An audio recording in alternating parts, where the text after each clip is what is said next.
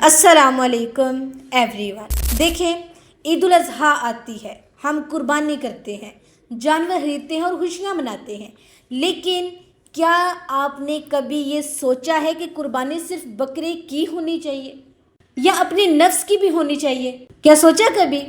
دیکھیں، حضرت ابراہیم علیہ السلام نے جو قربانی دی وہ صرف ایک بیٹے کی جان نہیں تھی، وہ اپنے دل کی سب سے قیمتی چیز اللہ تعالیٰ کے قدموں میں رکھ دی۔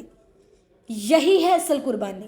آج ہمارا نفس ہمیں کھینچتا ہے گناہ کی طرف، چاہے وہ جھوٹ ہو، حسد ہو، حرام رشتے ہوں یا موبائل پر فحاشی ہو۔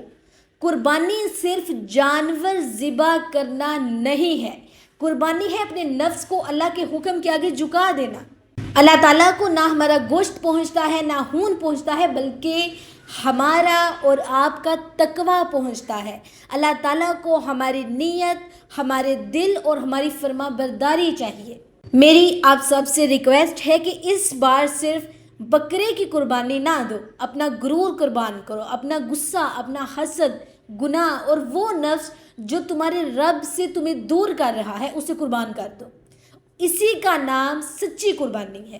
اور کمنٹ باکس میں لازمی کمنٹ کیجئے کہ میں اپنے نفس کی قربانی دینے کے لیے تیار ہوں، اور اس پیغام کو زیادہ سے زیادہ شیئر کریں تاکہ اس بار صرف گوشت نہیں، ہمارے دل بھی پاک ہوں۔ ٹھیک ہے جی، اللہ حافظ۔